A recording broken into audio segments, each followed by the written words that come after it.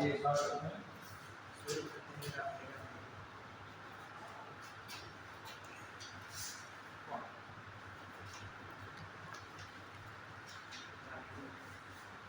और ठीक है हमारा टॉपिक रहेगा सिटीजन। लास्ट क्लास में हमने 15 वाला टॉपिक कर दिया था और आज रहेगा नागरिकता या सिटीजन। तो ये जो सिटीजनशिप है नागरिकता है संविधान के किस भाग में किस पार्ट में है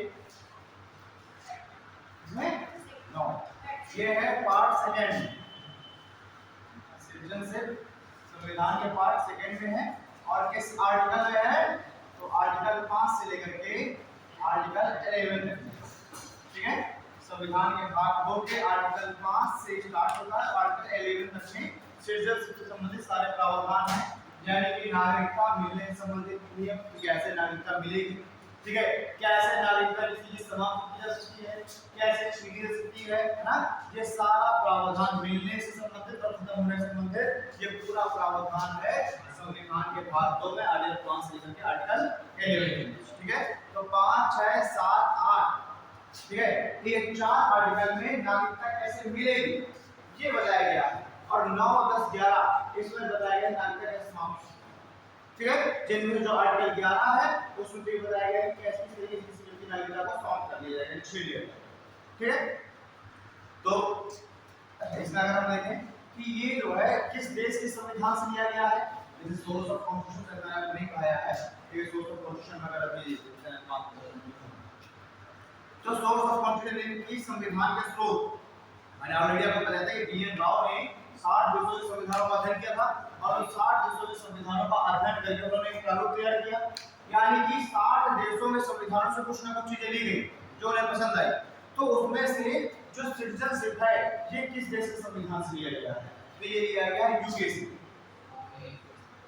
सिटीजनशिप लिया गया यूके से क्योंकि यूके में भी सिंगल सिटीजनशिप चलती है सिंगल सिटीजनशिप एकल नागरिकता सिंगल सिटीजनशिप और इसी की जैसे ही हमने भी भारत के संविधान में भी सिंगल सिटीजनशिप को एडॉप्ट किया गया। ठीक है तो अगर कोई पूछता है आपसे नागरिकता कहां से ली गई है तो यूके से ली गई किस भाग में भाग 2 में है आर्टिकल 5 से लेकर आर्टिकल 11। ठीक है अब वर्ड आता है सिटीजन वर्ड इसमें आना बार-बार सिटीजन सिटीजन क्या होता है सिटीजन एक नागरिक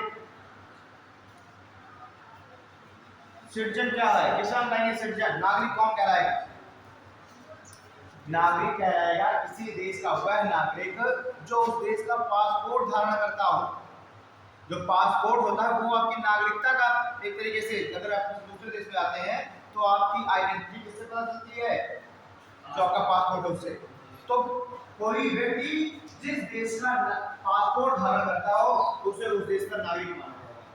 ठीक है और ये जो नागरिक होते हैं इनको अन्य व्यक्तियों से ज्यादा नहीं अधिक पावर मिली होती है ज्यादा सुविधाएं मिली होती है यदि अगर आप अपने देश के नागरिक हैं तो आपको बहुत सारी सुविधाएं मिली होंगी जो कि किसी विदेशी व्यक्ति को नहीं मिली होगी आपको ज्यादा स्वतंत्रताएं मिली होंगी ज्यादा अधिकार मिले होंगे है ना तो सिटीजन होगा किसी देश की सीमाओं के अंदर निवास करने वाला व्यक्ति जो कि उस देश का पासपोर्ट सिटीजन।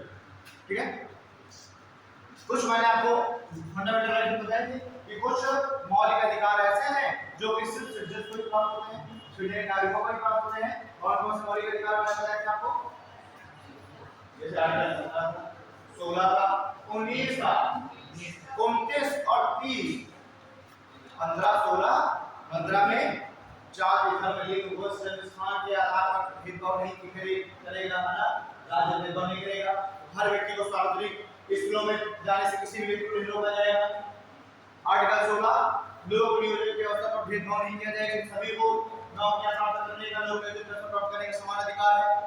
फिर आर्टिकल 19 वहां पर अभिव्यक्ति अधिकार ये भी केवल भारतीय नागरिक को ही प्राप्त है वहां पर अभिव्यक्ति अधिकार संगठन बनने का सम्मेलन करने का है ना कहीं भी घूमने फिरने का निवास करने का कोई भी व्यापार करने का ये मिला हुआ है केवल सिटीजन को। और आर्टिकल 29 30 जो कि राइट टू माइनॉरिटीज है यह मैंने कहा शैक्षणिक और सांस्कृतिक अधिकार यानी कि अगर आप माइनॉरिटी हैं तो आपको अपने लिपि के अपने भाषा के अपने संस्कृति को संरक्षित करने का सुरक्षित करने का अधिकार और क्रिया रिजर्वेशन बोल सकते हैं क्योंकि ये अधिकार ना देशों को नहीं मिला। ठीक है तो ये आपका तो सिटीजन्स को मैंने बताया कि अपने देश के अंदर कुछ अधिक अधिकार प्राप्त होते हैं विदेशों विदेशों से। हम लोग आर्टिकल 5, जैसे मैंने आपको बताया कि आर्टिकल 5 से लेकर आर्टिकल 8 तक जो है वह नागरिकता कैसे प्राप्त होगी उसके बारे में बात करता है। तो आर्टिकल 5 क्या कहता है? तो आर्टिकल 5 कहता है कि कोई व्यक्ति भारत का नागरिक माना जाएगा।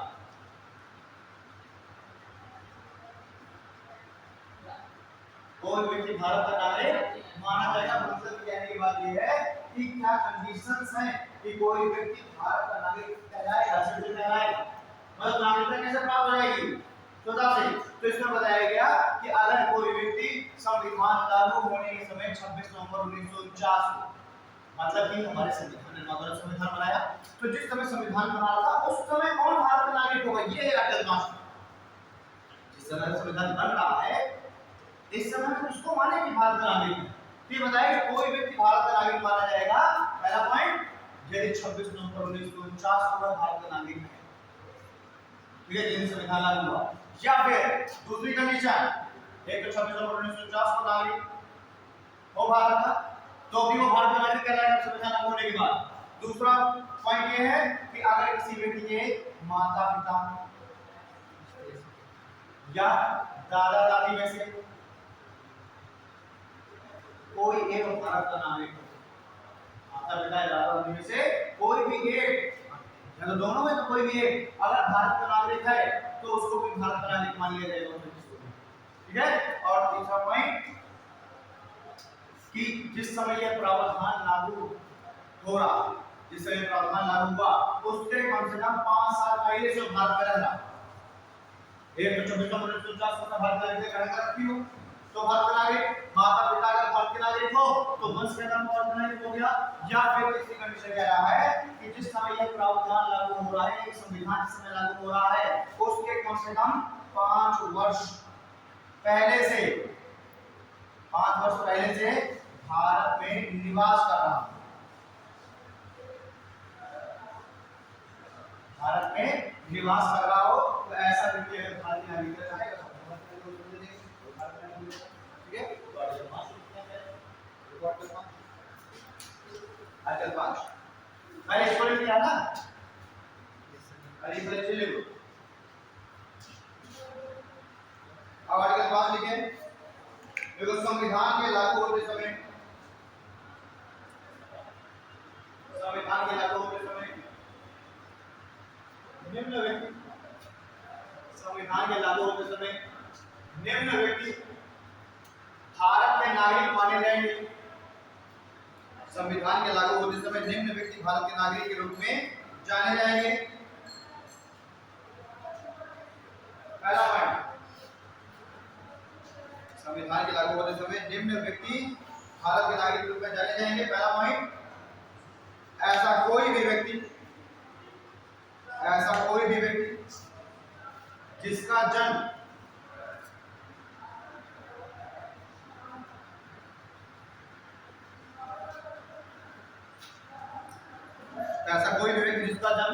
भारत की सीमाओं के अंतर्गत हुआ हो, ऐसा कोई भी व्यक्ति जिसका जन्म भारत की सीमाओं के अंतर्गत हुआ हो।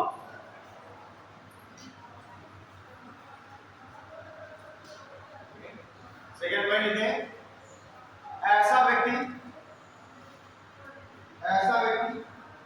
जिसके माता पिता में से,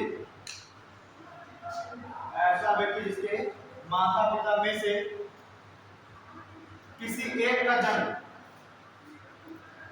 ऐसा व्यक्ति जिसके माता पिता में से किसी एक का जन्म भारत की सीमाओं के अंतर्गत हुआ हो,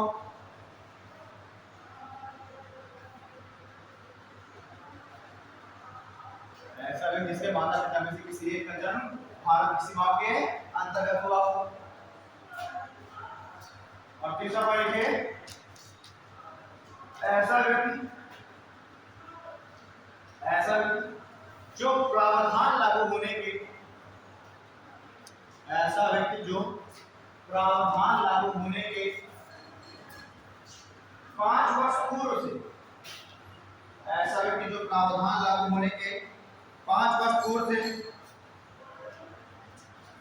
ऐसा व्यक्ति जो प्रावधान लागू होने के 5 वर्ष पूर्व से भारत में निवास कर रहा है, ऐसा व्यक्ति जो कि प्रावधान लागू होने के 5 वर्ष पूर्व से भारत में निवास कर रहा है।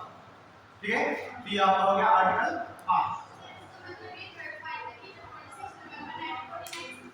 कि 5 वर्ष पहले से कोई भारत में रह रहा है तो उसको भारत लागे होना चाहिए। अगर वो ऐसा आवेदन करता है, ऐसा कि वो एप्लीकेशन देता है कि मुझे भारत लागे बनना है, हाँ, तो अगर आप 5 वर्ष पहले से भारत में रह रहे हैं, 1949 के 5 वर्ष पहले 44 से अगर भारत में रह रहे हैं तो आपको भारतीय नागरिकता दे देंगे। ठीक है, अब लिखिए आर्टिकल 6। आर्टिकल 6, आर्टिकल 6 लिखिए। आर्टिकल 6 है पाकिस्तान से भारत आने वाले, आर्टिकल 6 पाकिस्तान से भारत आने वाले व्यक्तियों की नागरिकता संबंधी प्रावधान। पाकिस्तान से भारत आने वाले व्यक्तियों की नागरिकता संबंधी प्रावधान।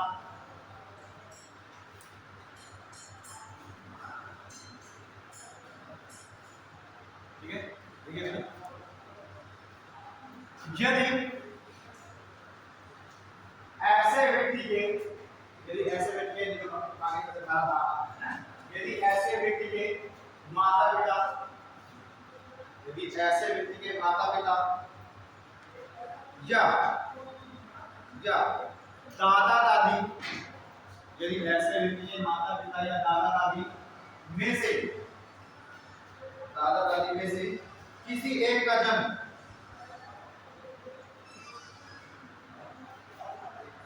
यदि ऐसे व्यक्ति के माता पिता या दादा दादी में से किसी एक का जन्म 1935 के अधिनियम में वर्णित, यदि ऐसे व्यक्ति के माता पिता या दादा दादी में से किसी एक का जन्म 1935 के अधिनियम में वर्णित भारत में हुआ, 1935 के अधिनियम में वर्णित भारत में हुआ,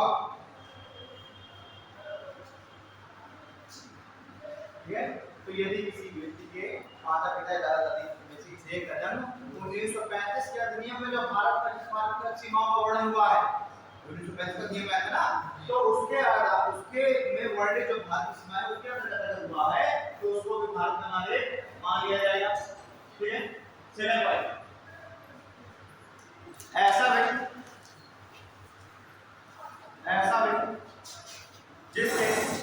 ऐसा व्यक्ति जो 19 जुलाई 1948 से पहले, ऐसा व्यक्ति जो 19 जुलाई 1948 से पहले भारत प्रवास कर लेता है,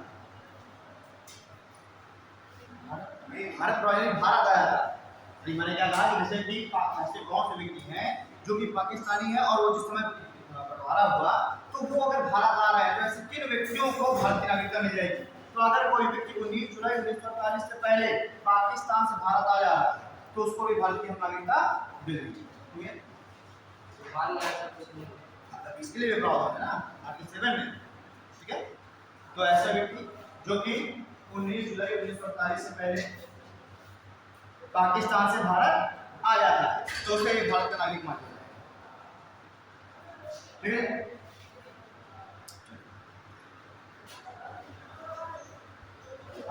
आगे ये तो हो गया आर्टिकल 6, यानी कि कोई व्यक्ति पाकिस्तान का जो था वो पाकिस्तान वाले हिस्से में था।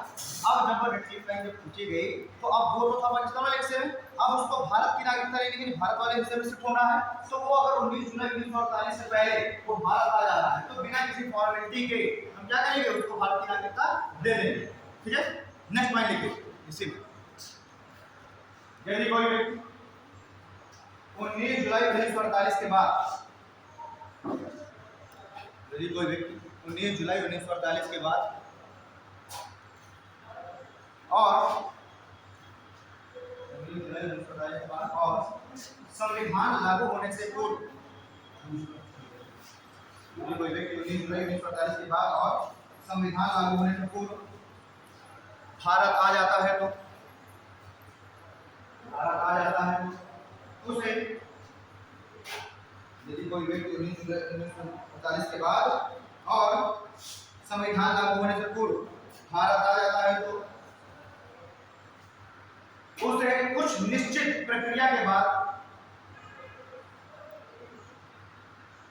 यदि कोई व्यक्ति 19 जुलाई 1947 के बाद भारत प्रवास करता है संविधान लागू होने से पूर्व तो उसे कुछ निश्चित प्रक्रिया के बाद भारत की नागरिकता प्राप्त हो जाती है। भारत की नागरिकता प्राप्त हो जाती है।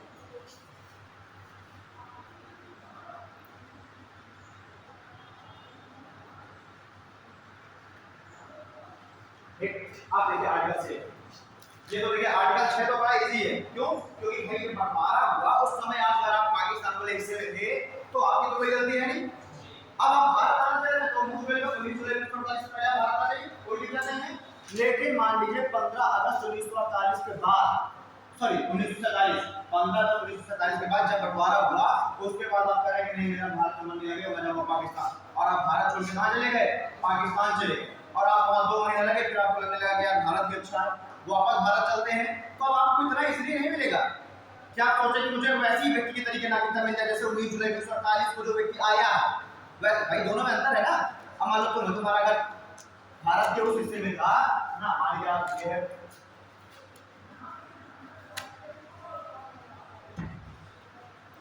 ये है देखिए पाकिस्तान, है ना।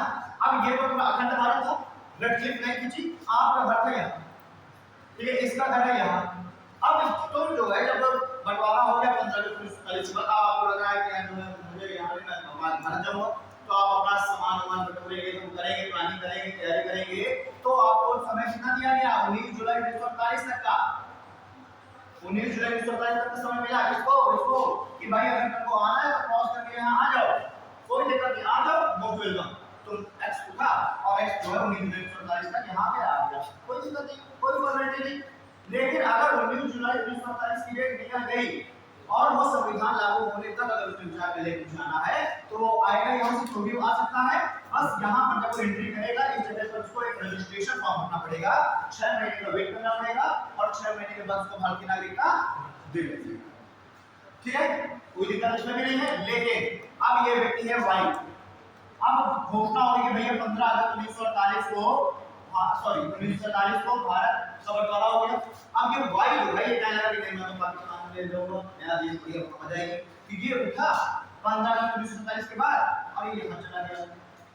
अब 3 महीने बाद उसको लगा कि यार मुझे वापस आना है, वापस भारत ज्यादा अच्छा था, तो ये वापस 19 जुलाई 1948 से पहले भी अगर भारत आ गया और ये सोचे कि मुझे एक्स के जैसे ट्रीट किया जाए तो नहीं ट्रीट किया जाएगा, क्योंकि तुम छोड़ के गए, है ना। तो अब इसको क्या करना पड़ेगा? इसको प्रॉपर जो है इसको रजिस्ट्रेशन फॉर्म भरना पड़ेगा, पूरा आवेदन करना पड़ेगा, और इसको फिर जो है नागरिकता दी जाएगी 6 महीने के वेट के बाद, 6 महीने गवर्नमेंट विचार करेगी देना है। ठीक है, देखिए आर्टिकल 7, आर्टिकल 7 देखो, यदि कोई व्यक्ति भारत से पाकिस्तान, यदि कोई व्यक्ति भारत से पाकिस्तान 15 अगस्त 1947 के बाद, यदि कोई व्यक्ति 15 अगस्त 1947 के बाद भारत से पाकिस्तान प्रवास करता है, यदि कोई व्यक्ति 15 अगस्त 1947 के बाद भारत से पाकिस्तान प्रवास करता है, ठीक है, तो उसे भारत से पाकिस्तान प्रवास करना है, चले जाना है ना, माइग्रेट कर जाना, भारत से पाकिस्तान प्रवास करता है तो उसे भारत का नागरिक नहीं माना जाएगा, तो उसे भारत का नागरिक नहीं माना जाएगा। और यदि ऐसा व्यक्ति पुनः भारत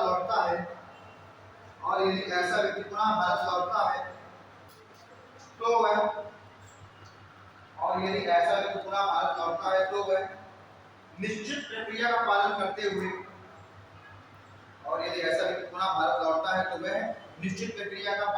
हुए, ही भारत की नागरिकता ग्रहण कर सकेगा।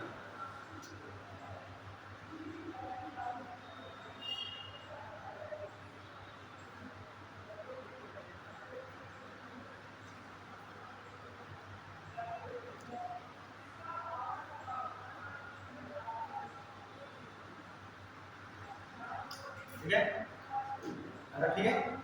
तो आर्टिकल 6 तो कह रहा है कि जिस व्यक्ति का घर पाकिस्तान वाले हिस्से में रह गया अब वो भारत आना चाह रहा है, उसके लिए आर्टिकल 6 है। और आर्टिकल 7 वो है जो कि भारत छोड़ के पाकिस्तान गया था और फिर वापस आ रहा है उसके लिए। और आर्टिकल 5 क्या है कि वो भाई भारत में ही रह रहा है, भारत में ही उसका जन्म हुआ है, तो उसको स्वतंत्र नागरिकता मिलेगी। ठीक, तो आप 5 भी समझ गए कि भारत में जन्म हुआ है, भारत में रह रहा है, आप यहाँ भाई बन मिल गई नागरिकता, या माता पिता में किसी का जन्म हुआ है तो नागरिकता मिल गई, या फिर वो 5 साल से भारत में निवास कर रहा है संविधान लागू तो उसको मिल गई आर्टिकल 5। आर्टिकल 6 क्या है कि पाकिस्तान वाले हिस्से में उसका घर चला गया था, अब वो भारत आना चाह रहा है तो 19 जुलाई 1948 से पहले भारत आ जाओ, बिना रजिस्ट्रेशन के नागरिकता मिल जाएगी। 19 जुलाई 1948 से बाद भारत आ रहा है संविधान लागू होते समय तक तो तुम्हें रजिस्ट्रेशन फॉर्म भरना पड़ेगा, 6 महीने का वेट करना पड़ेगा, नागरिकता मिल जाएगी। और आर्टिकल 7 कहता है कि अगर भारत छोड़ के पाकिस्तान गए तो नागरिकता खत्म कर दी जाएगी। भारत छोड़ के पाकिस्तान चले गए तो नागरिकता नहीं मानेंगे। अब तुम वापस भारत आ रहे हो तो तुमको वापस से प्रक्रिया का पालन करना पड़ेगा, इस तरीके से नागरिकता कोई अन्य व्यक्ति को मिलने के लिए आर्टिकल 7। आगे आर्टिकल 8। आर्टिकल 8 एक से बात करता है जो भारतीय मूल के व्यक्ति उनके लिए है ना, और इंडियन ऑरिजिन जो सिटीजन है उनके लिए बात करता है। ठीक है, देखिए इसमें आगे बात में भारतीय मूल का व्यक्ति, भारतीय मूल का व्यक्ति जिसने भारतीय मूल का व्यक्ति जिसने किसी अन्य देश की नागरिकता ग्रहण कर ली हो, भारतीय मूल का व्यक्ति जिसने किसी अन्य देश की नागरिकता ग्रहण कर ली हो, अन्य देश की नागरिकता ग्रहण कर ली हो, या इस प्रावधान के लागू होते समय, या इस प्रावधान के लागू होते समय किसी अन्य देश में प्रवास कर रहा हो, या इस प्रावधान के लागू होते समय किसी अन्य देश में प्रवास कर रहा हो, तो वो भारत की नागरिकता ग्रहण कर सकता है, वो भारत की नागरिकता ग्रहण कर सकता है यदि उसका स्वयं या उसके माता पिता में से, यदि उसका स्वयं या उसके माता पिता अथवा दादा दादी में से, उसका स्वयं या उसके माता पिता या दादा दादी में से किसी एक का जन्म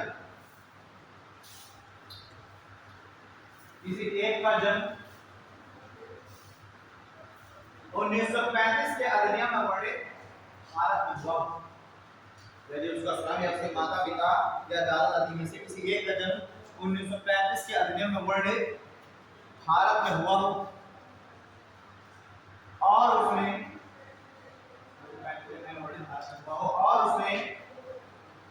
भारतीय राजदूतावास में, और उसने भारतीय राजदूतावास यानी जो इंडियन एम्बेसी है, और उसने भारतीय राजदूतावास में नागरिकता के लिए आवेदन किया हो,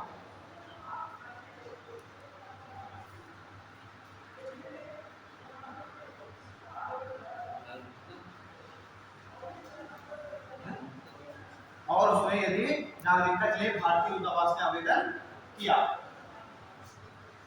ठीक है, अब इसमें क्या है देखिए आर्टिकल 7 जो था कि आप भारत छोड़ के आप पाकिस्तान जा रहे हैं, देखिए दोनों में आता समझना। आर्टिकल 7 कह रहा है अगर आप भारत को छोड़ के पाकिस्तान जा रहे हैं तो लौट के आओगे तो तुमको पूरा वही प्रक्रिया का पालन करना पड़ेगा। ठीक है, आर्टिकल 8 क्या कहता है कि अगर आप भारत छोड़ के किसी भी अन्य देश में जाएं, यहाँ पाकिस्तान की बात नहीं हो रही, यहाँ बात हो रही है कि अगर आप भारत छोड़ के किसी भी अन्य देश में जा रहे हैं, वहां की नागरिकता ग्रहण कर ले रहे हैं, ठीक है, और अगर आपको वापस से भारत की नागरिकता ग्रहण करनी है और आपने अगर इंडियन एम्बेसी में आवेदन कर दिया तो आपको भारत की नागरिकता मिल जाएगी। ठीक है, भारत के नागरिक थे, जैसे ही देश आजाद हुआ आप क्या हुआ, या देश आजाद होने से पहले भी अगर आप एक प्रावधान लागू होने से पहले आप चले गए किसी दूसरे देश में, आपने दूसरे देश की नागरिकता ग्रहण कर ली, तो आप भारत के नागरिक नहीं रहेंगे ना, आप हो जाएगा कनाडा के नागरिक बन गए। ठीक, लेकिन अगर आपको भारत में वापस से नागरिकता ग्रहण करनी है और आपका जन्म अगर भारत में हुआ था, भारत में ही हुआ था, अगर आपका जन्म या आपके माता पिता में से किसी एक का जन्म भारत में हुआ था, तो आप वापस से आप कनाडा से आप भारत आइए, आप इंडियन कनाडा में जो इंडियन एम्बेसी उसमें आप फॉर्म भर दीजिए, आपको भारत की नागरिकता पाकिस्तान के लिए एक केस चला गया, क्योंकि वो अपने हमसे आजाद हुआ और के बाद हमसे आजाद हुआ और आप भारत छोड़ के पाकिस्तान शिफ्ट हो रहे हैं, फिर अलग प्रावधान है उसके लिए अलग कर लिया। और अगर आप सब प्रावधान लागू होने से पहले आप कनाडा चले गए थे, आप देश आजाद हुआ, आपको लग रहा है कि मेरा भारत में डेवलपमेंट होगा, अब इसी वजह से आप छोड़ के चले गए थे, ब्रिटिश राज कर रहे हैं कि हम जा रहे हैं छोड़ करके, यहाँ हमारे उनका आनंद हो रहा है। और इस कंडीशन में आप संविधान के लागू होने से पहले अगर आप भारत छोड़ के कनाडा शिफ्ट हो गए थे और जैसे ये संविधान लागू होगा, अब आप क्या करेंगे, आप करिएगा अपने जैसे ही पहले आप वापस से कनाडा से भारत आए। क्लियर बात?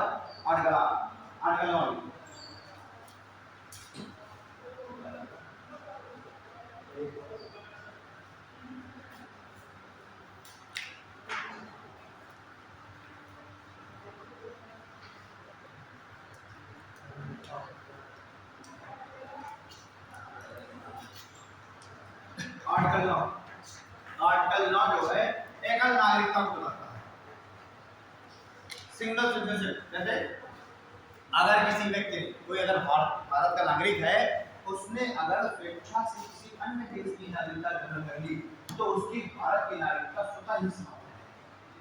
ठीक है, और यही ये से और यही एकल नागरिकता से कि अगर आप भारत के नागरिक हैं, आपने कनाडा की नागरिकता ग्रहण कर ली, तो जैसे ही आपने कनाडा की नागरिकता से ग्रहण की तो ऐसी आपकी भारत की नागरिकता को समाप्त कर दिया जाएगा। तो यही क्या है,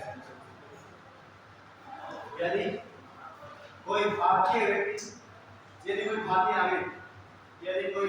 नागरिक किसी अन्य देश की नागरिकता ग्रहण कर लेता है, तो यदि कोई भारतीय नागरिक किसी अन्य देश की नागरिकता ग्रहण कर लेता है तो उसकी भारतीय नागरिकता स्वतः ही समाप्त हो जाएगी।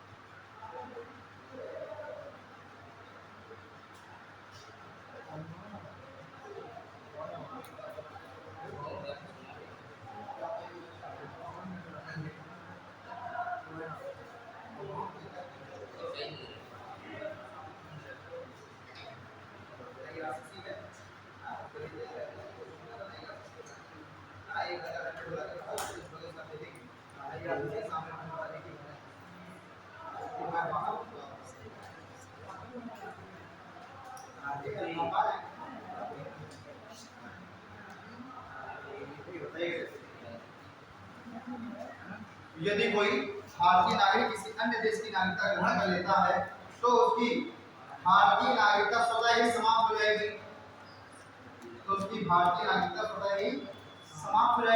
और यही एकल नागरिकता के सिद्धांत को दर्शाता है।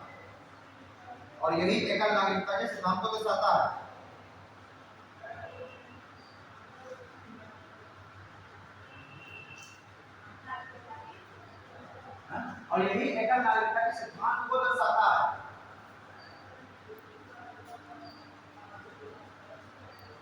संविधान बनने के बाद हाँ, मान लीजिए अभी आप हाल में ये वर्तमान कंडीशन केवल जो आर्टिकल 5 है ये हर समय कंडीशन है। देखा जाए जिस समय संविधान लागू हो रहा है ना, कि इस समय भारत नागरिक कौन होगा।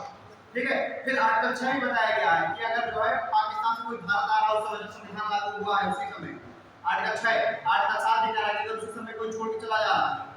और आर्टिकल ये 5, 6, 7, 8 ये 4 अनुच्छेद है, ये संविधान के लागू होने के समय के हैं। संविधान के लागू होने के समय के 9, 10, 11 ये वर्तमान कंडीशन होता है।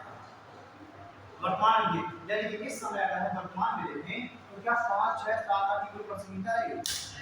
नहीं, क्योंकि ये तो 5 से लेकर 8 तक के थे तो उस समय के जब संविधान जिस दिन लागू होगा। अब मान लीजिए 26 जनवरी 1950 का दिन और उस दिन किसी ने पूछ लिया खड़ा होकर संविधान सभा में कि बताइए महोदय कि इस समय भारत का नागरिक किसे माना जाए, तो अब क्या जवाब देंगे, किसे माना जाए? फिर आप तो देखेंगे ना कि 26 जून 1950 है तो भाई कॉमनवेल्थ की भारत से पाकिस्तान चला गया था, फिर आया कि नहीं आया, आया किस तरीके से उसने अंतर ग्रहण की, है ना। आर्टिकल 5 के तहत, 6 के तहत, 7 के तहत, 8 के तहत चारों कैलकुलेट किया जाएगा, फिर बताया जाएगा कि ये व्यक्ति भारत में नागरिक है, या इतने व्यक्ति हैं इस समय भारत में नागरिक। तो कहां से लेकर 8 तक के जो आर्टिकल है वो आज की डेट में तो बेकार है, कोई मतलब ही नहीं है।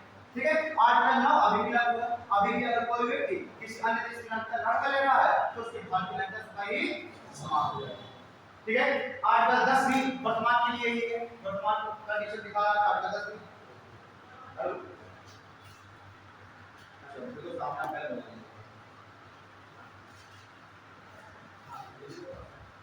ठीक है ना, एक मिनट ओटी बताओ, ओटीपी है 2207।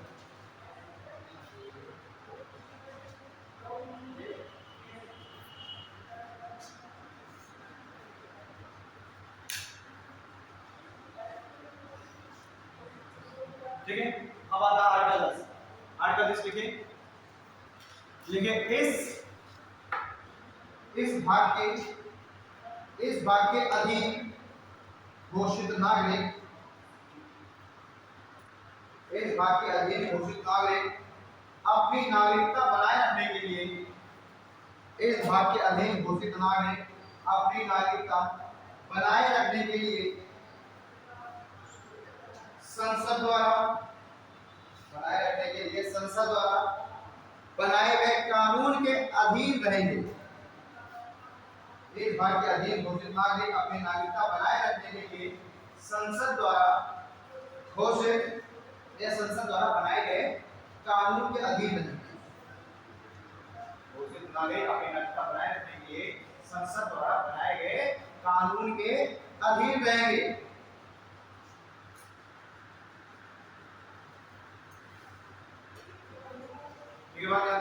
यानी आर्टिकल 10 क्या कहता है कि अगर नागरिकता से संबंधित कोई भी प्रावधान है तो वो संसद के जो संसद ने कानून बनाया उसके ही अधीन आपको नागरिकता दी जाएगी। यानी नागरिकता को देने, समाप्त करने, सभी का कानून बनाने का पावर किसको है? संसद को। ठीक है, तो आर्टिकल 10 कह रहा है कि इस बात के अधीन घोषित जो नागरिक हैं वो संसद के द्वारा बनाए गए कानून के अधीन ही नागरिक होंगे। आर्टिकल 10। आर्टिकल 11 क्या कहता है? आर्टिकल 11 देखो, नागरिकता के संबंध में, नागरिकता के संबंध में कानून बनाने का अधिकार, नागरिकता के संबंध में कानून बनाने का अधिकार संसद को प्राप्त होगा। नागरिकता के संबंध में कानून बनाने का अधिकार संसद को प्राप्त होगा। इसके संबंध में संसद को प्राप्त होगा। इसके संबंध में नागरिकता अधिनियम, इसके संबंध में नागरिकता अधिनियम 1955 बनाया गया। इसके संबंध में नागरिकता अधिनियम 1955 बनाया गया और 2015 में इसमें कुछ संशोधन किए गए, और 2015 में इसमें कुछ संशोधन किए गए।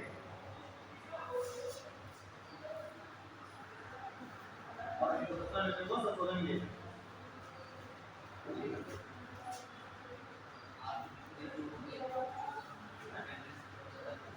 त्योहार है, कल से जो है नंबर है, त्योहार नंबर नहीं होता है। इस बात में आपके नंबर कितने अच्छे टेस्ट किया है, किसी 17 किसी 15 इस बात में। हां, और क्या लेंगे पास करने में 5 बार को बता दो 20 के ऊपर कोई नंबर नहीं आया। कॉपी ले लो, ऑफिस से कॉपी आ जाती है। ये जो 4 रजिस्टर हैं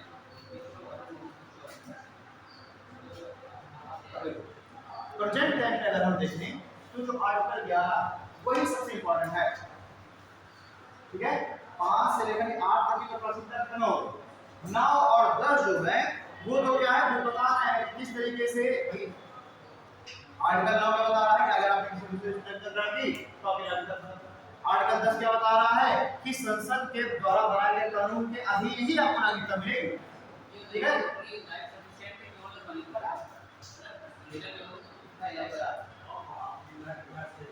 आप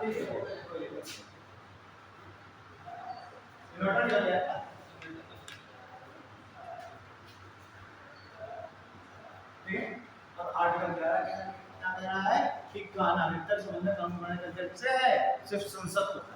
और एक संसद ने कानून बनाया नागरिकता अधिनियम 1955, और उस नागरिकता अधिनियम 1955 के आधार पर ही जितना भी सारा किसी को नागरिकता देनी है, कैसे देनी है, अब भाई ऐसा थोड़ा है संविधान लागू हो गया तो उसके बाद किसी को नागरिकता नहीं हम देंगे, उसके बाद में तो नागरिकता देंगे। तो फिर उसके लिए कौन सा काम आया? नागरिकता सिटीजनशिप एक्ट, नागरिकता अधिनियम या सिटीजनशिप एक्ट 1955, नागरिकता अधिनियम या सिटीजनशिप एक्ट 1955। बस नागरिकता अधिनियम के द्वारा इस नागरिकता अधिनियम में बताया गया कि कैसे नागरिकता दी जानी है और कैसे नागरिकता वापस दी जानी है। ठीक, इस नागरिकता अधिनियम में 2015 में कुछ संशोधन भी हुए। समय समय पर जैसे जैसे समय पड़ेगा हमें समझ में आएगा कि ये जो हम लोग बोल रहे हैं ये चीजें रह गई हैं। और 2015 में हमने भी इसमें संशोधन किया नागरिकता अधिनियम।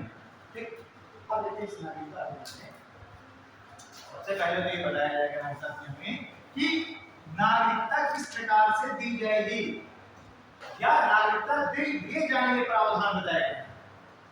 आपके लिए सिलेबस खत्म हो गया आगे जाना। ठीक, ये प्रेजेंट है 5 6 7 8 तो उस समय की नागरिकता कैसे दी जानी है, और आर्टिकल 11 में है वर्तमान समय कैसे दी जानी है। और आर्टिकल 11 के तहत संसद ने कानून बनाया नागरिकता अधिनियम, और उसके दौरान तो नागरिकता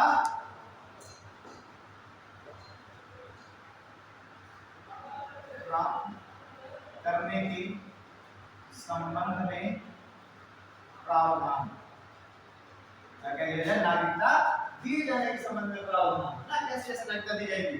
तो नागरिकता 5 तरीके से दी जाएगी। एक तो जन्म के आधार पर,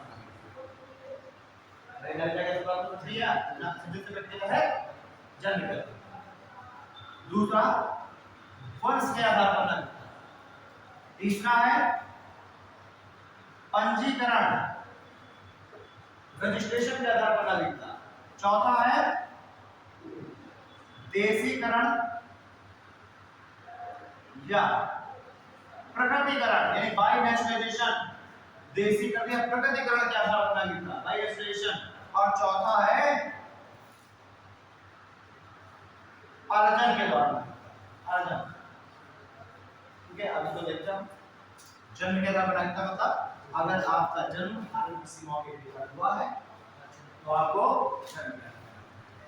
ठीक है, दूसरा है वंश, यानी कि अगर आपके माता पिता या आपकी 4 पीढ़ियों में से किसी भी एक का जन्म अगर भारत की सीमा के अंदर हुआ है तो आपको वंश के आधार पर, आपका वंश इंडियन सिटीजन है ना, तो आपको वंश, क्योंकि आप उस वंश के पहले आपके दादा दादी हैं भारतीय नागरिक, दादा दादी, मम्मी पापा यूएसए शिफ्ट हो गए, आपके दादा ने यूएसए का नागरिकता ले ली, लेकिन अब आप जो पढ़ेंगे तो अब आपके ऊपर छोड़ दिया जाएगा कि आपको कहाँ की नागरिकता चाहिए, यूएसए की चाहिए, भारत की चाहिए। तो आपको आप कह रहे हैं कि भारत की नागरिकता चाहिए, तो आप किस आधार पर भारत की नागरिकता प्राप्त कर लेंगे? वंश के आधार पर। क्यों? क्योंकि आप तो भाई गॉड आप कहाँ पैदा हुए? यूएसए में, लेकिन चूंकि आपके दादा दादी भारत के नागरिक थे तो आप वंश के आधार पर भारत की नागरिकता ग्रहण कर लेंगे।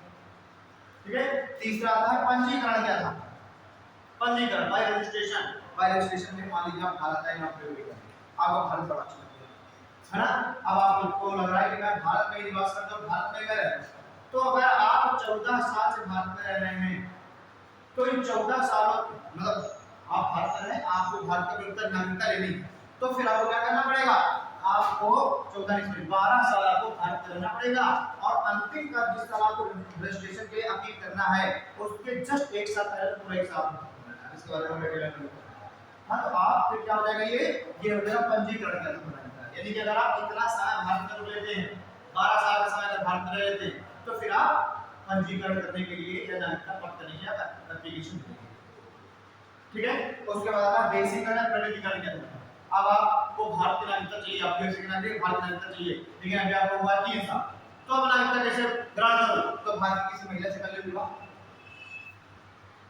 भारत की किसी महिला से विवाह कर लिए तो आपको देशीकरण या प्रकटीकरण के द्वारा नागरिकता मिल जाएगी, बाय नेशनलाइजेशन। इसमें क्या है? बाय रजिस्ट्रेशन, इसमें क्या है? बाय नेशनलाइजेशन, यानी अगर आप विवाह कर लेते हैं तो आपको प्रकटीकरण के आधार पर नागरिकता दी जाएगी। और फिर आता है अर्जन के द्वारा, यानी अगर भारत किसी क्षेत्र को क्या कर ले? अर्जित कर ले, जैसे भारत ने सिक्किम का अधिग्रहण कर लिया, सिक्किम को अर्जित कर लिया भारत ने 1972 में, तो सिक्किम की जो सारी जनता है तो उसको भारत में नागरिक बना दिया जाएगा।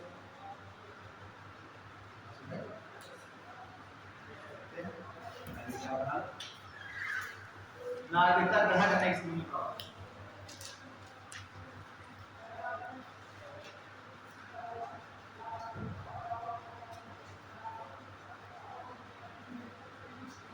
नागरिकता ग्रहण करने से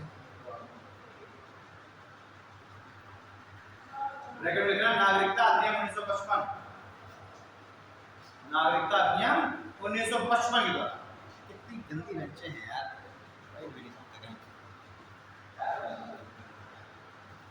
नागरिकता अधिनियम 1955। अभी ग्राफ बनाना,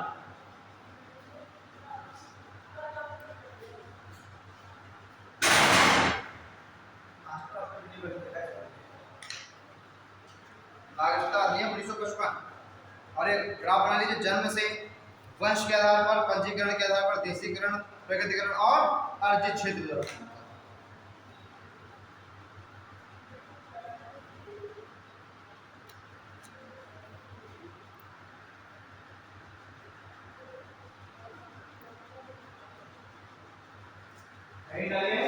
जन्म के आधार पर,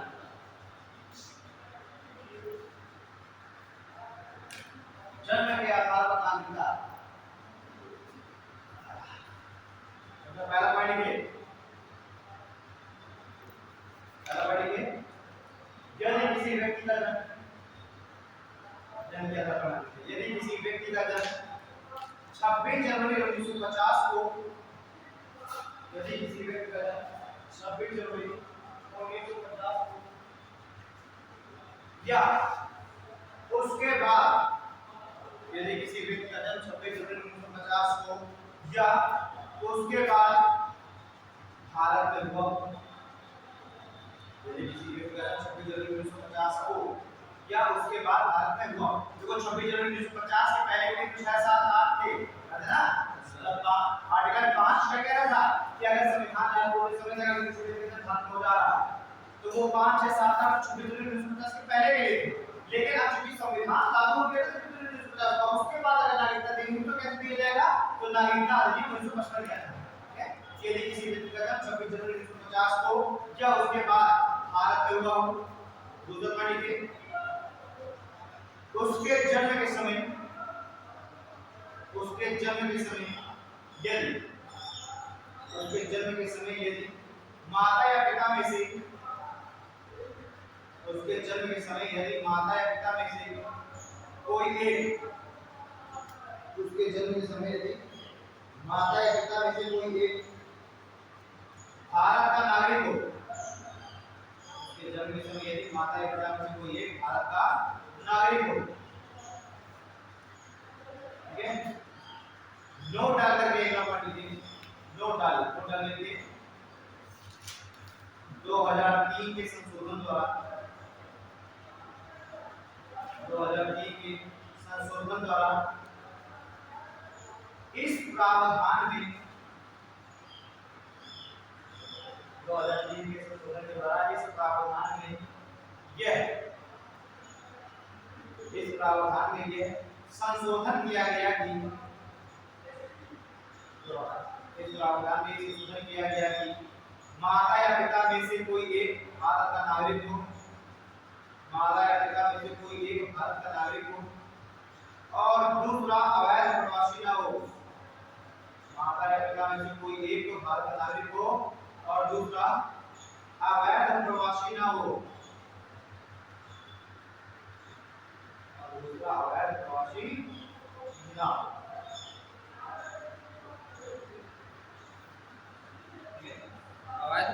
अवैध प्रवासी ना हो मतलब कि देखिए क्या कहता है, ये अगर आप इसका पहला वाला ग्राफ ये पढ़ते हैं कि अगर उसके जन्म के समय, मुझे ध्यान पड़िए कि उसके क्या बताना है, यदि उस व्यक्ति के जन्म के समय उसके माता पिता में से कोई एक भारत का नागरिक हो तो उसको भारत का नागरिक मान लीजिए। आप सपोज है कि कोई एक व्यक्ति पाकिस्तान से भारत में घुसपैठ करके आया कानून के नीचे से, ठीक है, और उसने क्या किया, उसने कश्मीर की किसी लड़की से विवाह कर लिया। अब विवाह करके अगर बच्चा हुआ है तो क्या उसको क्या भारत का नागरिक मान लिया जाएगा? तो भाई पहले 2030 से पहले यही था, 2030 से पहले यही था कि भाई अगर उसके जन्म के समय माता पिता को कोई एक भारत नागरिक है तो आप उसको बच्चे को भी भारत का नागरिक मान। लेकिन अब अगर वो जो माता पिता में से कोई एक अगर ताऊ नीचे उसके तब क्या किया जाएगा, इसके लिए कोई प्रावधान नहीं है। तो फिर 2003 में क्या कैसा संशोधन किया गया। तो जो 1955 से लेकर 2003 में सरकार हो गया क्या इस तरीके से गवर्नमेंट चल रही है ना। और 2003 में संशोधन करके क्या लिख दिया कि अब माता पिता में से कोई एक का जन्म तो भारत मतलब कोई एक तो भारत का नागरिक हो, लेकिन दूसरा अवैध प्रवासी भी ना हो। किताबों के नीचे से दूसरा क्या आ रहा है वो प्रॉपर भारत आया और वीजा उजा लेके गए है ना, तो बात ठीक है, चलो वीजा लेके आया और भारतीय नीति विभाग कर लिया है ना, वो ठीक है। लेकिन और आगे जो दूसरा कर लिया तो ये क्या माना जाएगा अवैध प्रवासी बाकी नागरिक। तो सोचो 1955 से लेकर 2003 तक सरकार को मामले में 2003 में सरकार की बात है तो क्या कर दिया गया कि माता पिता को कोई एक तो भारत का नागरिक हो और दूसरा अवैध प्रवासी ना। अगर ये वंश के आधार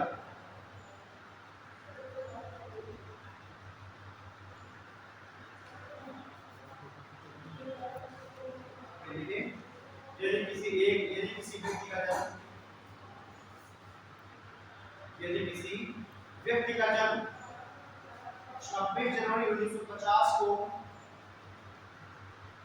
यदि किसी व्यक्ति का जन्म 26 जनवरी 1950 को या उसके बाद यदि किसी व्यक्ति का जन्म 26 जनवरी 1950 को या उसके बाद भारत से बाहर हुआ हो, यदि किसी व्यक्ति का जन्म 26 जनवरी 1950 को या उसके बाद भारत से बाहर हुआ हो और उसके जन्म के समय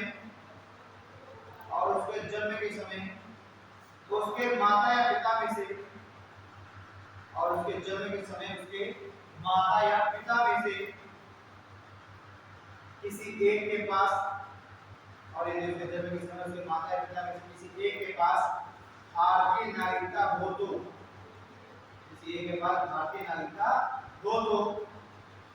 उसे वंश के आधार पर भारत का नागरिक माना जाएगा। तो उसे वंश के आधार पर भारत का नागरिक माना जाएगा। तो उसे वंश के आधार पर भारत का नागरिक माना जाएगा।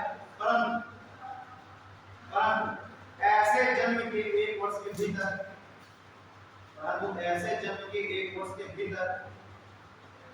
व्यक्ति का पंजीकरण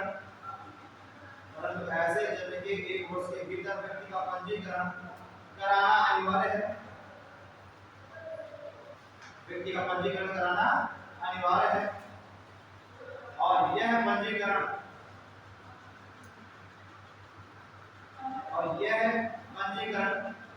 भारतीय राजदूतावास में कराया जाता है।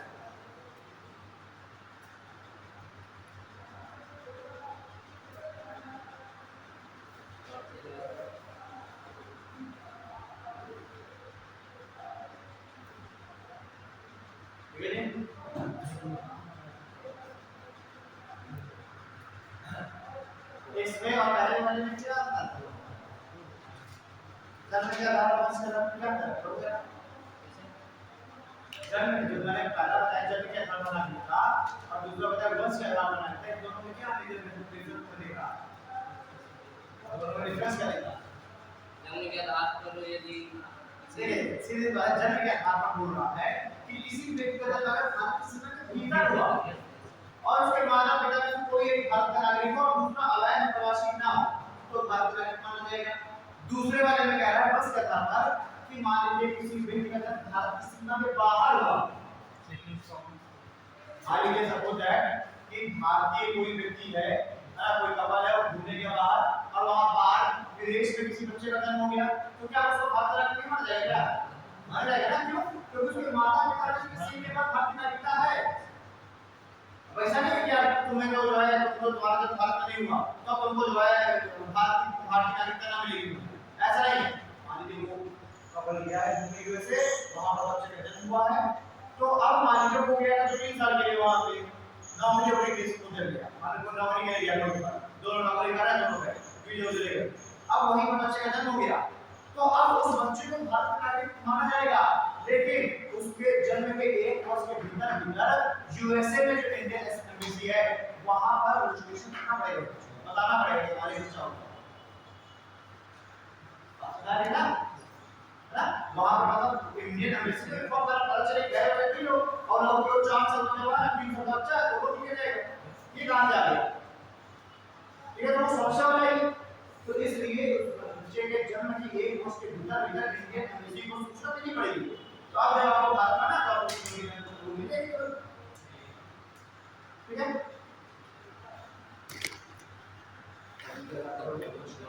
मेजर डिफरेंस यही है, पहले वाला भारतीय सीमा के भीतर, अब दूसरे वाले भारतीय सीमा के बाहर। अब ये पंजीकरण क्या था, पंजीकरण क्या था, देखिए देखो भारतीय मूल का व्यक्ति ये ऐसा विदेशी नागरिक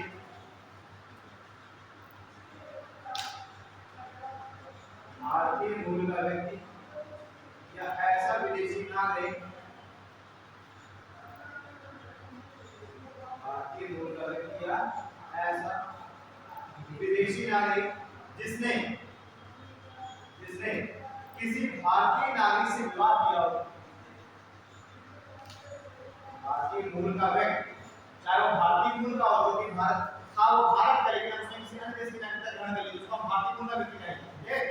वो देखा भाई तुम यहाँ पर रह रहे हो और मैं नौकरी पे गया कनाडा में तो तुम जाके क्या करो कनाडा की नागरिकता ग्रहण करो तो भारतीय नागरिकता देगा, लेकिन आप क्या बोला जाएगा आपको माना जाएगा भारतीय मूल का व्यक्ति है ना, यानी कोई भारतीय मूल का व्यक्ति या कोई विदेशी नागरिक यदि किसी भारतीय नागरिक से विवाह करता है तो यदि किसी भारतीय नागरिक से विवाह करता है तो निम्न शर्तों को पूरा करके निम्न शर्तों को पूरा करके वह पंजीकरण के आधार पर तो निम्न शर्तों को पूरा करके वह पंजीकरण के आधार पर भारत का नागरिक बन सकता है, पंजीकरण के आधार पर भारत का नागरिक बन सकता है, पंजीकरण के आधार पर भारत का नागरिक बन सकता है। पहला पढ़ेंगे फर्स्ट पॉइंट कम से कम 7 वर्षों तक भारत में निवास करें,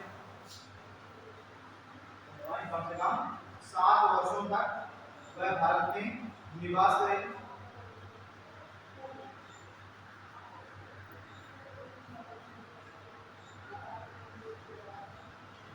तो ऐसा नहीं है कि तुम भारत आए भारतीय महिला से विवाह किए है ना अब एक साथ कहने लगे मुझे पॉइंट देना दो, नहीं आप भारत आएंगे विवाह करिए 7 साल तक आपको भारत में रहनी है तो अब आप नागरिकता के लिए आवेदन कर सकते हैं। इसलिए कि आप इसी साल इस साल विवाह कर लिए कब से और भारत में भारत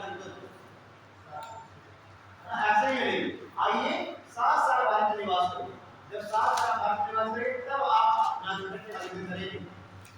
अब नागरिकता देना लेकिन सरकार की तरफ करता है, ऐसा नहीं आप नागरिकता आवेदन मतलब नहीं जाएगी, आप नागरिकता के आवेदन क्या हो सकता है सरकार 20 साल बाद आपके उस आवेदन को एक्सेप्ट करे, उस पर ध्यान ऐसा नहीं कि आप आवेदन के तुरंत आप कर देंगे नहीं, ठीक है। तो आवेदन करने के 7 वर्ष पूर्व से आप भारत में निवास कर रहे हैं।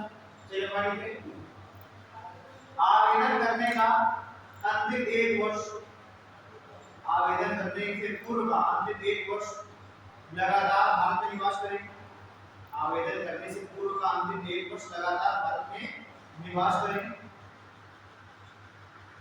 और तीसरा पॉइंट लिखे 2015 में आवेदन करने से पूर्व का अंतिम 1 वर्ष लगातार भारत में निवास करें। थर्ड पॉइंट है 2015 में नागरिकता अधिनियम में परिवर्तन करके 2015 में नागरिकता अधिनियम में परिवर्तन करके अंतिम 1 वर्ष में नागरिकता अधिनियम में परिवर्तन करके अंतिम 1 वर्ष में 30 दिनों की छूट का प्रावधान किया गया। 1 वर्ष में 30 दिनों की छूट का प्रावधान किया गया है।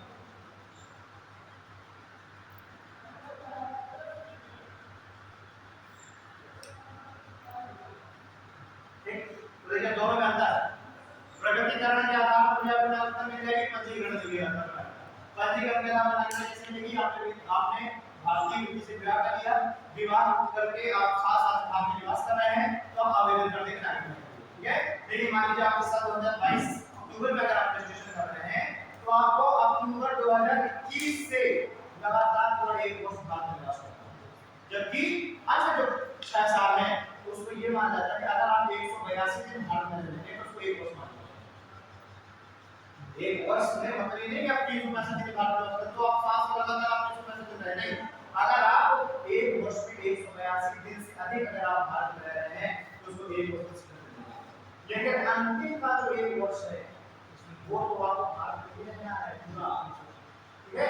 लेकिन 2015 में इसकी संशोधन कर क्या दिया गया कि 365 दिनों में से 30 दिन की छूट दी थी। क्या अगर आप 335 दिन भारत में अंतिम 1 वर्ष रहते हैं तो आप उसमें देवा पहले तो पूरा 365 अगर इधर प्रकटीकरण करना है प्रकटीकरण में आधार करना है इसका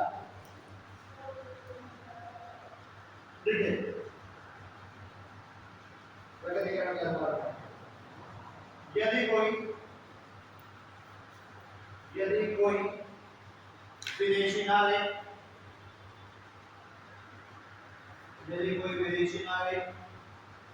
भारत की नागरिकता ग्रहण करना चाहता है तो यदि कोई विदेशी नागरिक भारत की नागरिकता ग्रहण करना चाहता है तो निम्न शर्तों को पूरा करके ग्रहण करना चाहता है तो वह निम्न शर्तों को पूरा करके नागरिकता ग्रहण कर लेगा। तो वह निम्न शर्तों को पूरा करके नागरिकता ग्रहण कर लेगा। पहला पॉइंट कम से कम 14 वर्षों में से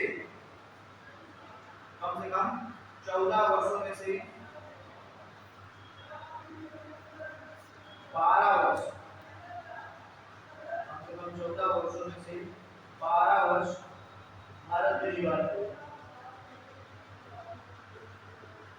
कम से कम 14 वर्षों में से 12 वर्ष भारत में निवास करें।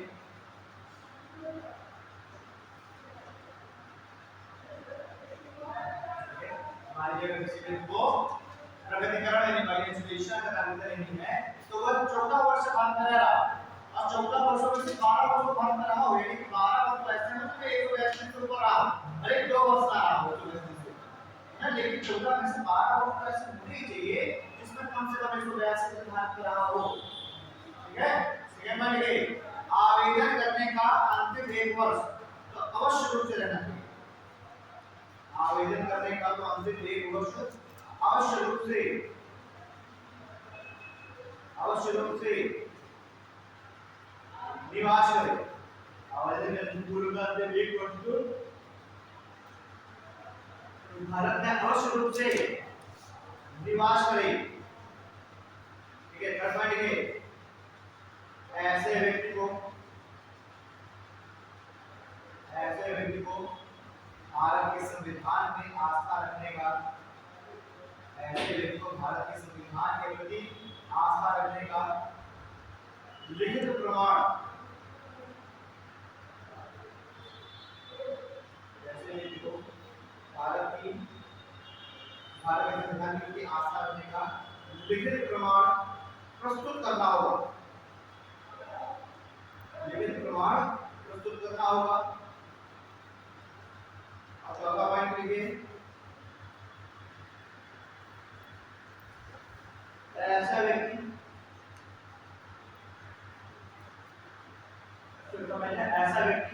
भारत में मानव कल्याण विज्ञान साहित्य ऐसा व्यक्ति भारत में मानव कल्याण विकास मानव कल्याण विज्ञान साहित्य और कला के क्षेत्र में अपना योगदान देने के लिए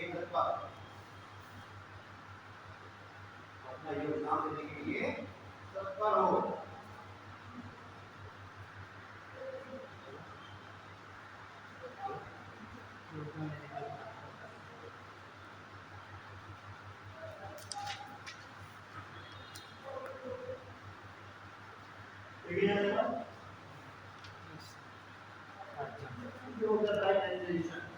यानी अगर आप किसी भी देश के नागरिक हैं, अगर आपको भारत में नागरिकता लेनी है तो आप 14 वर्ष आप भारत में रहिए। 14 में से कम से कम 12 वर्ष तक तो रहना ही रहना है ना भाई। बीच में एक आध वर्ष आप बैठ कर सकते हैं। ठीक, और इस तरीके से आप 14 वर्ष वाले आवेदन करते हैं। ठीक, शादी कर रहे हैं तो आप पंजीकरण के दौरान नागरिकता लेंगे, 7 वर्ष मिलेगी। यही जो चौथा वाला है प्रकटीकरण, इसमें गवर्नमेंट 2016 में लेकर के सिटीजनशिप अमेंडमेंट बिल, क्या सुना होगा, सिटीजनशिप अमेंडमेंट बिल लेके आई थी। अरे सीएए बड़ा अच्छा लाया था, सिटीजनशिप अमेंडमेंट एक्ट, ये सिटीजनशिप अमेंडमेंट बिल वो लेकर के गवर्नमेंट 2016 में लाई और संसद में पास हुआ, 2019 में हुआ।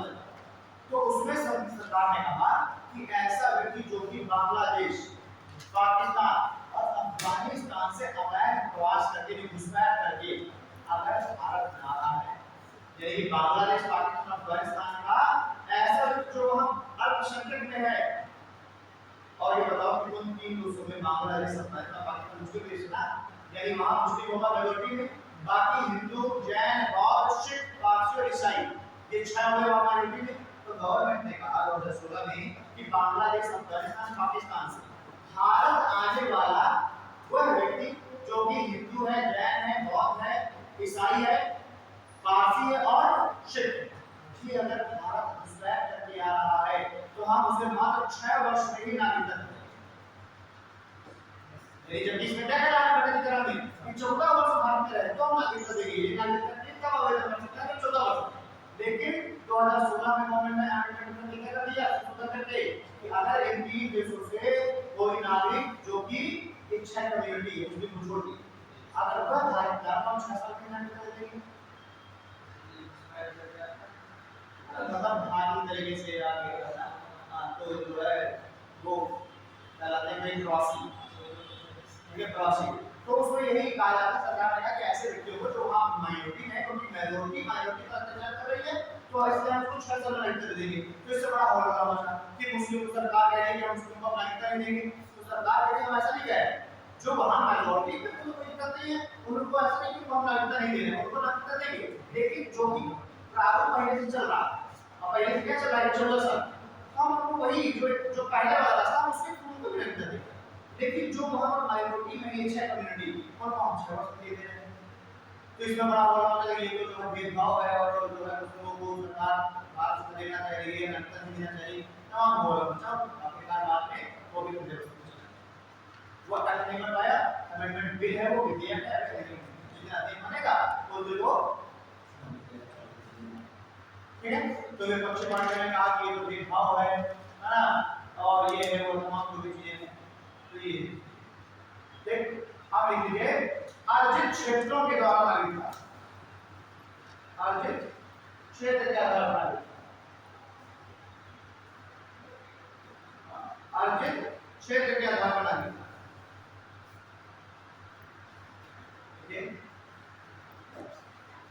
विजित क्षेत्रों के सभी नागरिक, विजित क्षेत्रों के सभी नागरिक अथवा ऐसे क्षेत्र, विजित क्षेत्रों के सभी नागरिक अथवा ऐसे क्षेत्र जिनका अधिग्रहण, अथवा ऐसे क्षेत्र जिनका अधिग्रहण भारत ने कर लिया है,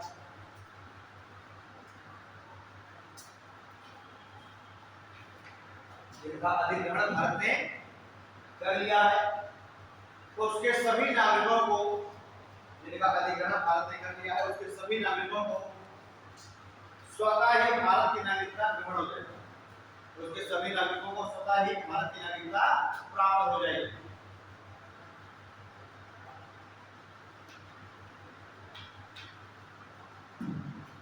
सभी नागरिकों को स्वतः ही भारत की नागरिकता, ठीक है। चलिए यहाँ पर हो गया, हमने नागरिकता की प्राप्ति लिख दिया। अब बस बचा है नागरिकता की समाप्ति, तो 3 आधार पर नागरिकता की समाप्ति की जा सकती है ना, वो मैं करता है। आप फिर सोर्सेस ऑफ कॉन्स्टिट्यूशन में लिखवा दूंगा जी, लिखा करते हैं डीपीएस के लिए वाला, ठीक है। तो आप ये कंप्लीट करा के मैं सोर्सेस ऑफ कॉन्स्टिट्यूशन लिखवा दूंगा, डीपीएस की करवा दूंगा, मौलिक, ठीक है। अब आज कल आप हो ही गया है, ठीक। पंचायती राज करवा दूंगा, ये 3-4 टॉपिक करवा दूंगा, आपको मिल जाएगा।